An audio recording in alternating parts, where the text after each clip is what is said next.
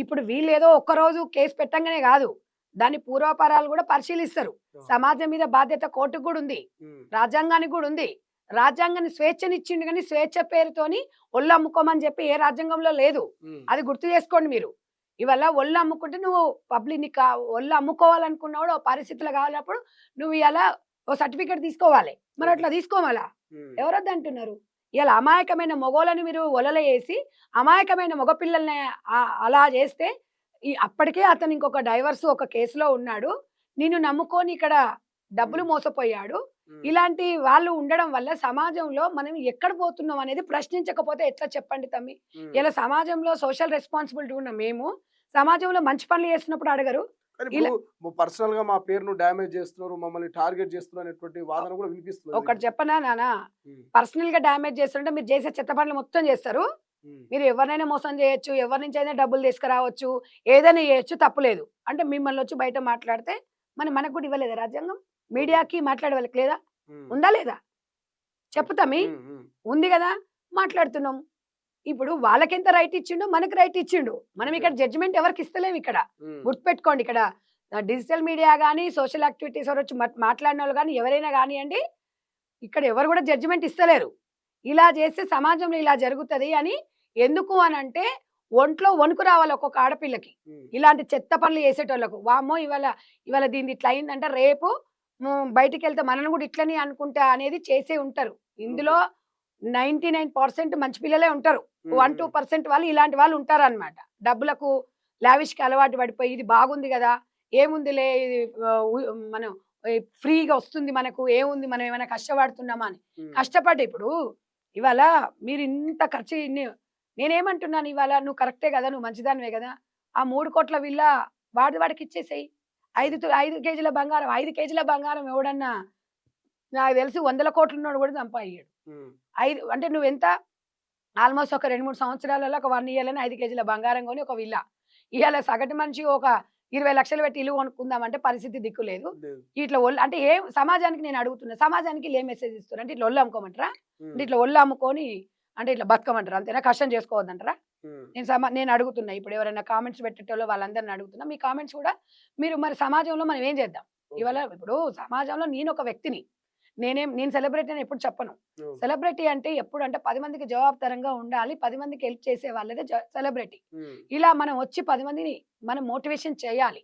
సమాజంలో స్వేచ్ఛ అనేది ఎవరికైనా అవసరమే. హ్మ్. కానీ స్వేచ్ఛని మనము డైవర్ట్ చేయకూడదు. దాన్ని మిస్‌యూజ్ చేయొద్దు. స్వేచ్ఛ పేరుతోని ఇలాంటి లంగ దందాలు చేయొద్దు అని చెప్తా నేను. రైట్. నీవేమంటున్నా అంటే ఇవాళ పెళ్లి చేసుకో అమ్మా. నేను హ్మ్. ఆయన పెళ్లి చేసుకుంటా అంటుండు గదా! నువ్వు ఇప్పుడు నీ మీద చీటింగ్ పెట్టాలి కేసు. అవునా గదా! అవును. పెళ్లి చేసుకుంటానే డబ్బులిచ్చిండు. హ్మ్. నీకిష్టం లేదన్నావు విడిపోండి. దాంట్లో ప్రాబ్లమ్ లేదు. మరి వాడి డబ్బులు వాడికివ్వడం ఇంకా టైం ఎందుకు నీకు? హ్మ్. నువ్వెలా వాడుకుంటావు? నీకు నీకు గాని కాని వ్యక్తి దగ్గర నువ్వు డబ్బులు ఎట్లా తీసుకుంటావు చెప్పు? ఓకే. నువ్వు అది అది సమాజం నువ్వు ఒక్కసారి ప్రశ్నించుకో ఆషు. ఇవాళ నువ్వు ఊరికనే మాట్లాడడం గాదు. ఇవాళ నీకు చెప్పేటోడు లేక చెడిపోయినావు. ఎందుకు ఆ డబ్బులు అని అడుగుతున్నా.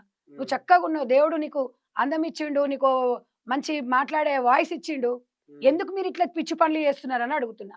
ఓ బాధతో ప్రశ్నిస్తున్నాం. సమాజంలో మీలాంటి వాళ్ళని ఆదర్శంగా తీసుకోవాలంటే ఏ తల్లులు గూడా ఇయాల సహించలేరు. హ్మ్. ఎందుకంటే మంచి మంచి పిల్లల్ని గూడా బయటకి పంపించాలంటే భయపడుతున్నారు.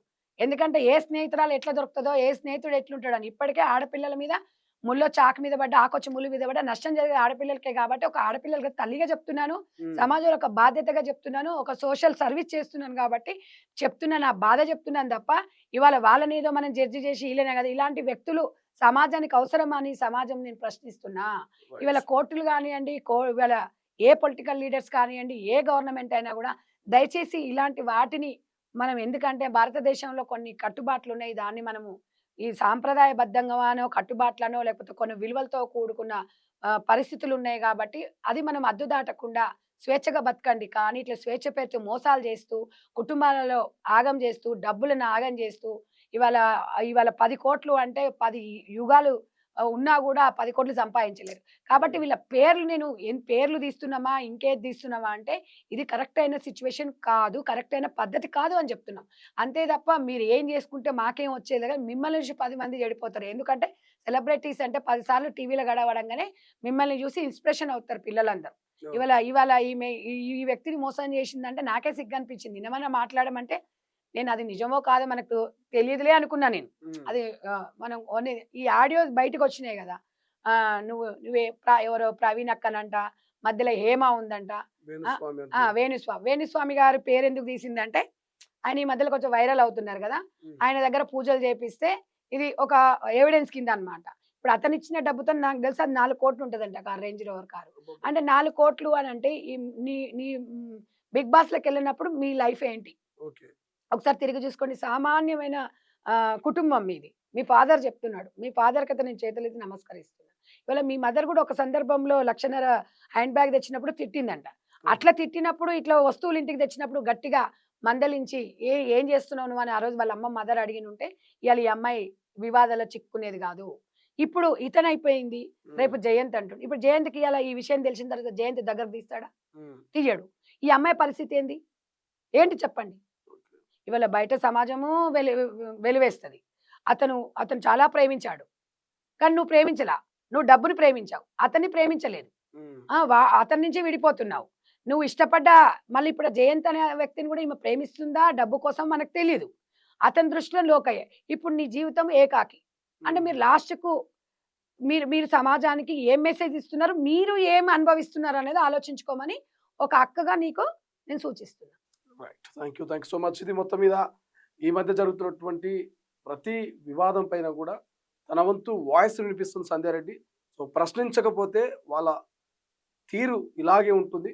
వారిని ఇన్స్పిరేషన్గా తీసుకొని మరికొంతమంది అమ్మాయిలు కూడా చెడిపోయే అవకాశం ఉంటుంది. కాబట్టి సెలబ్రిటీ అని చెప్పుకుంటున్న మీరు చేసేటువంటి వ్యవహారం కావచ్చు, మీరు ఏదైతే మీడియాలో కావచ్చు, లేకపోతే ఇంకొక సినిమాలోనో టీవీ షోలోనో మీరు ప్రదర్శించే విధానము, మీ డ్రెస్సింగు, మీ యొక్క హావాభావాలు ఇవన్నీ కూడా చాలామంది మిమ్మల్ని చూసి ఇన్స్పైర్ అవుతారు. కాబట్టి సో దయచేసి అష్యూరెడ్డి సో 10 కోట్లకు సంబంధించి ఈ హనీ ట్రాప్ తలపించేలాగా ఉన్నది.